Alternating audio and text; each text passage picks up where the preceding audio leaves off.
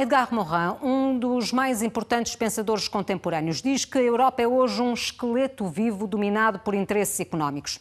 Em entrevista à RTP, num Página 2 especial, este sociólogo francês defende que os movimentos de rebelião em diferentes geografias são um sintoma da crise criada pelo neoliberalismo. Para Edgar Morin, um dos maiores perigos do século XXI é a destruição do planeta. É um dos maiores pensadores contemporâneos. Sociólogo, filósofo, é o arquiteto do pensamento complexo. Gosta de apresentar-se como um pensador transdisciplinar e indisciplinado. Com mais de 30 obras publicadas aos 98 anos, desdobra-se em conferências e acaba de lançar um livro de memórias. Edgar Morin é o convidado do Página 2. Edgar Morin, merci d'avoir accepté de partager avec nous vos pensées. Je commencerai pour demander quels sont les périls du XXIe siècle. Les défis sont à la fois un et multiples. Pourquoi? Parce que la multiplicité, c'est d'abord le défi écologique, la dégradation de la planète, qui n'est pas seulement celle de la déforestation, de la perte de la biodiversité, mais qui est à l'intérieur de nos vies, de nos sociétés, les pollutions urbaines, la dégradation des sols avec l'agriculture industrialisée, la consommation qui devient de moins en moins savoureuse parce que les produits sont soumis à des pesticides. Enfin, vous avez le problème, disons, de cette terre et qui en plus est menacée par un réchauffement climatique, des inondations, des problèmes multiples. Vous avez une économie mondialisée qui n'est pas régulée et cette économie, elle est animée par une soif incontrôlée de profit. Et dans cette soif incontrôlée, il y a effectivement des îlots de prospérité qui se font dans certaines classes sociales. Et vous avez aussi une augmentation de la pauvreté en même temps que celle de la richesse. Autrement dit, la richesse extrême des riches s'élève et la pauvreté s'accroît. Vous avez le fait que le processus de la mondialisation est animé par des moteurs sciences, techniques, économie, qui ne sont absolument pas contrôlés. Vous avez le défi que notre façon de penser la réalité est une pensée qui est morcelée, coupée en morceaux et incapable de comprendre la relation entre tous les phénomènes qui s'intriguent les uns les autres dans la mondialisation, qui sont économiques, politiques, religieux, sociaux, psychologiques, etc. Donc, si vous voulez, crise de la pensée, crise de notre civilisation qui développe des caractères de plus en plus négatifs au détriment de ses caractères positifs. Crise de l'humanité, si vous voulez. Et dans le fond, ce qui fait l'unité de toute cette crise, c'est que le destin de l'humanité est désormais très incertain et très menacé. C'est le défi central. J'ajoute à ça que dans ce processus, nous voyons se développer deux barbaries. Une barbarie qui vient du fond de l'histoire humaine et qui se déchaîne dans les guerres et dans les dominations. C'est le mépris, c'est la mort, c'est l'humiliation, c'est parfois la servitude. Or, cette barbarie, elle revient pas seulement autour de nous, mais parfois à l'intérieur de nous sous une forme un peu atténuée. C'est la peur de l'étranger, c'est le mépris du migrant, c'est la crainte qui provoque la refermeture mentale au lieu de favoriser une conscience commune du genre humain soumis au même péril. Et vous avez une autre barbarie qui vient de notre civilisation, qui est fondée uniquement sur le calcul, comme si le calcul pouvait comprendre le sentiment, l'amour, la tendresse, la pitié, la souffrance. Et cette barbarie, elle tente à nous instrumenter comme des objets du calcul. On ne voit que le PIB, on ne voit que le taux de croissance, on ne voit que les sondages d'opinion, on ne voit que les statistiques.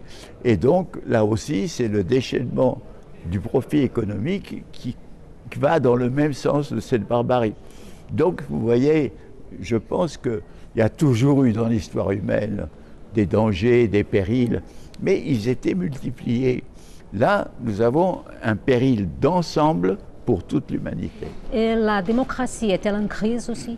Justement, vous faites bien de me le dire, parce que j'avais oublié ce point essentiel.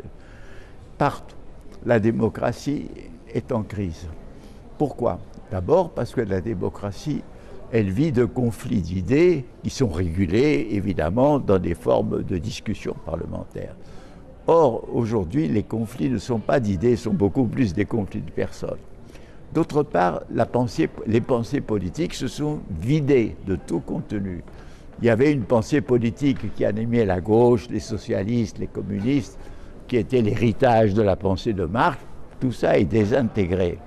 Vous avez à droite une position qui était réactionnaire, mais la réaction elle-même n'a plus de sens, et c'est la pensée au jour le jour, au profit évidemment des dominants et des riches. Donc, si vous voulez, crise de la pensée politique. Et là-dessus, développement des corruptions au sein des démocraties. De plus en plus, des lobbies colonisent les ministères, les parlements, et cette corruption est de plus en plus sensible à l'opinion.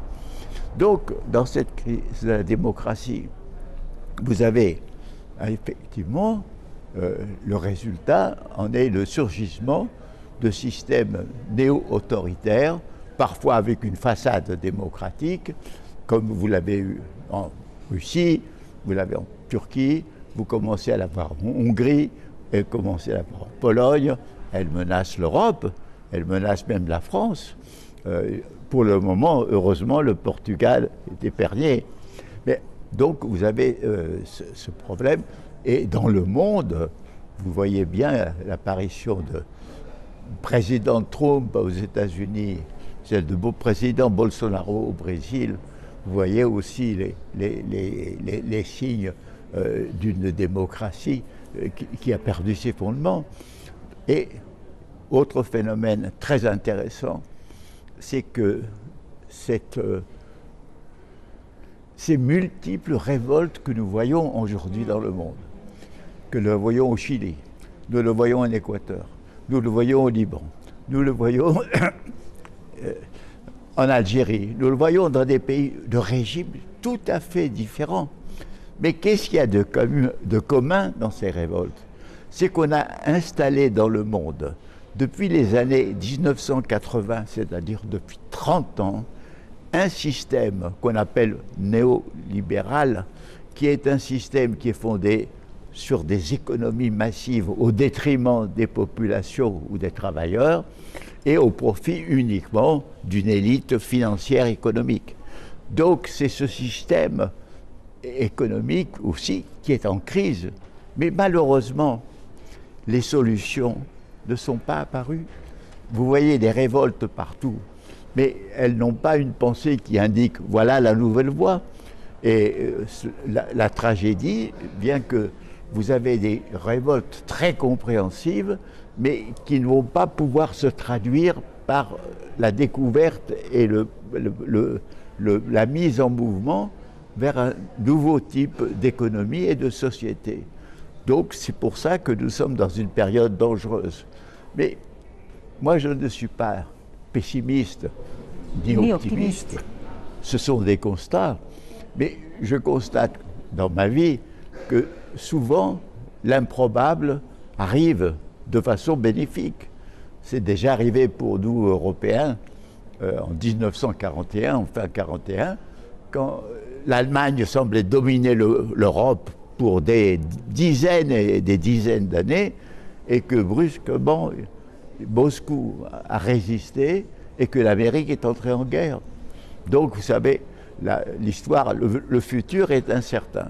Et d'ailleurs, c'est cette incertitude qui crée une vaste angoisse, une peur, et qui crée des phénomènes régressifs au lieu de nous donner la conscience de notre communauté de destin à tous les humains que nous sommes. Vous défendez des oasis de résistance.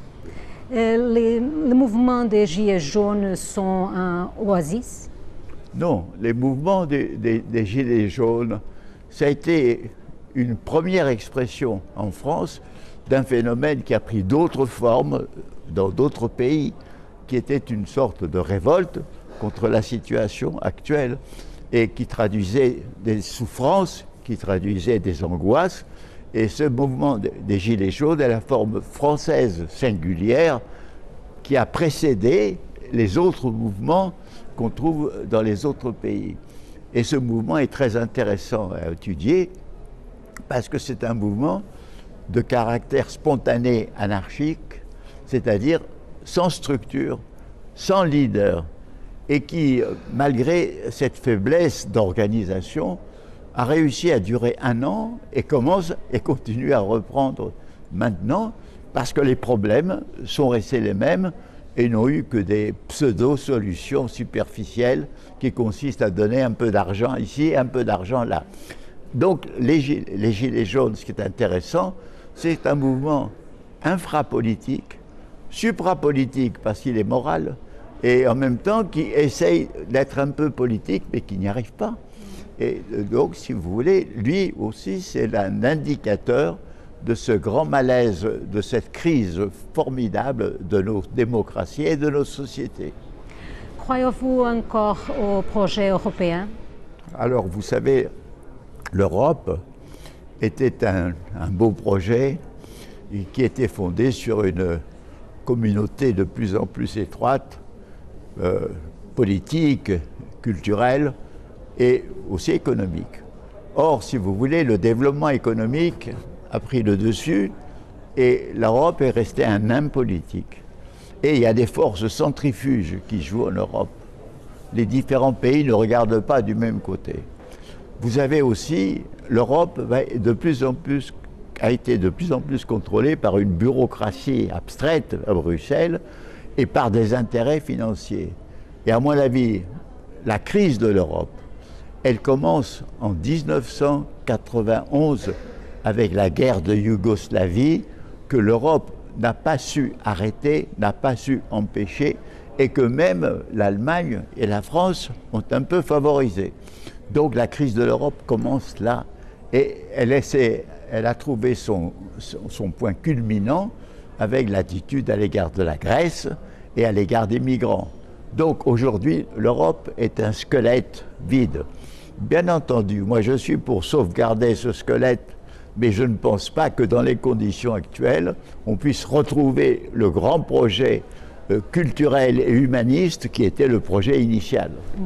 Et comment évaluez-vous le rôle des pays comme Portugal? Moi je crois beaucoup que le Portugal lui-même, il a su dans la tourmente générale lui-même garder un minimum de régulation politique et je pense que le Portugal peut jouer un rôle pour relier d'abord ensemble les pays européens du Sud.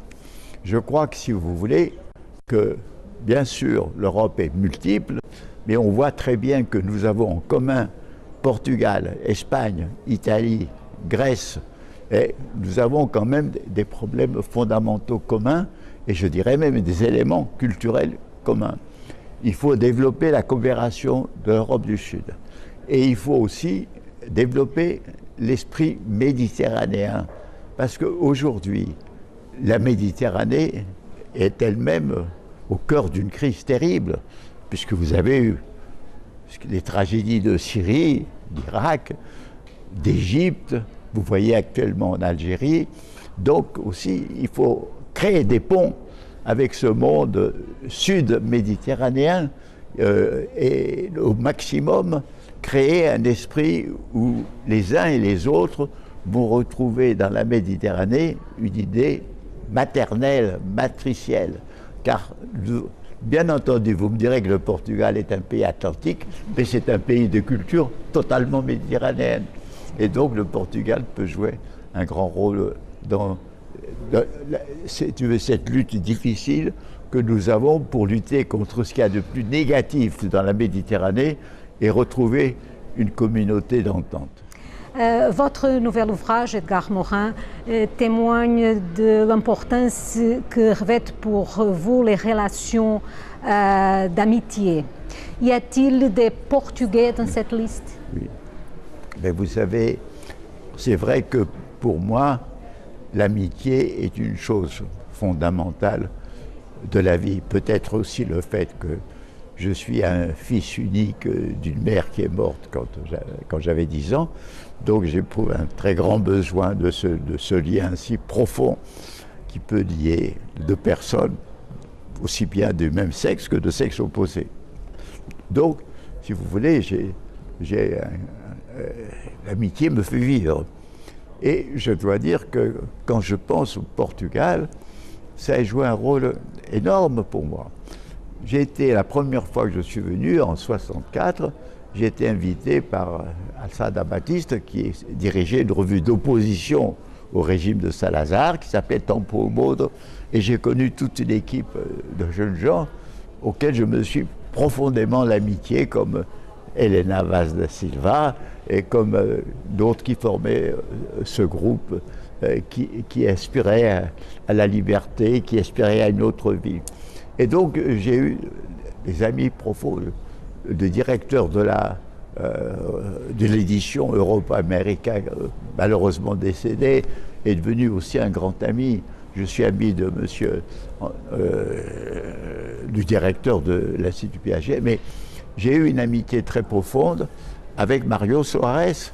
Mario Soares que j'ai connu quand il était exilé en France, et qu'après, non seulement j'ai admiré le rôle pendant la révolution des œillets, mais que j'ai soutenu parce que il y a eu à ce moment-là ce qu'on appelait l'affaire Republica, qui était un journal indépendant qui aurait été menacé, qui a du reste été interdit par un groupe dominant dans la Révolution qui voulait la confisquer pour un pouvoir, disons, de démocratie populaire, du type communiste.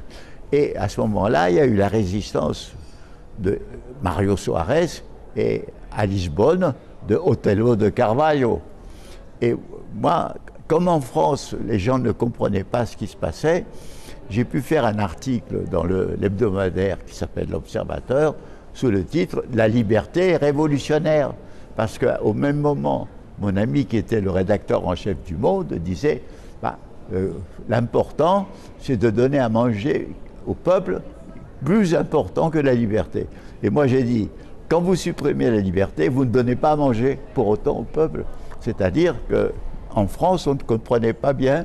Et je crois qu'avec mon ami Jean Daniel, qui dirigeait l'hebdomadaire L'Observateur, nous avons pu jouer notre petit rôle de soutien à Mario Soares. Et pour moi, Mario Soares, c'est pas seulement celui qui est devenu et resté un grand ami, même quand il est devenu président de la République, que j'ai retrouvé souvent très affectueusement. C'est l'homme courageux qui, quand il était jeune, a fait de la prison, a fait de l'opposition, a été un résistant. Et moi, j'aime les gens qui sont des résistants. Comme vous. Quelle est votre force vitale? J'en sais rien, puisque elle me vient du plus profond de moi-même. Je crois qu'elle me pousse. Je crois que d'abord, c'est une curiosité omnivore que j'ai gardée de l'enfance. Si vous voulez, je ne suis pas devenu trop adulte, dans le sens où l'adulte rétrécit sa zone de curiosité. Moi, je m'intéresse à ce qui arrive, les astrophysiciens nous disent du cosmos. Je m'intéresse à tout ce qu'on découvre sur la vie, de ce que les sciences nous apportent, tout ce que l'actualité nous donne. Je m'intéresse aussi au football, je m'intéresse au rugby, je m'intéresse aux jeux. Donc, c'est une curiosité. Et puis, en plus, je sens en moi, si vous voulez, le sentiment que je suis un petit élément dans une aventure qui est l'aventure de l'humanité. Je sens très profondément mon lien avec tout ce qui est arrivé avec l'humanité, pour le pire, pour le meilleur. avec toutes ces forces qui sont pour l'union, pour l'entente, pour la communion et contre toutes les forces de destruction, de mort et d'incompréhension. Donc ceci me donne une ardeur à vivre parce que d'un côté, j'ai la force de m'émerveiller devant les beautés de la vie et les beautés pas seulement de la nature, mais que donnent les relations humaines quand on s'aime. Et ceci me donne la force de me révolter contre les injustices et les cruautés. Donc je pense que les forces de vie sont en moi et refoulent les angoisses de mort. Et c'est pour ça que je continue sans savoir exactement pourquoi. Je ne peux que vous remercier votre disponibilité. Edgar Morin, merci beaucoup. Muito obrigado a vous.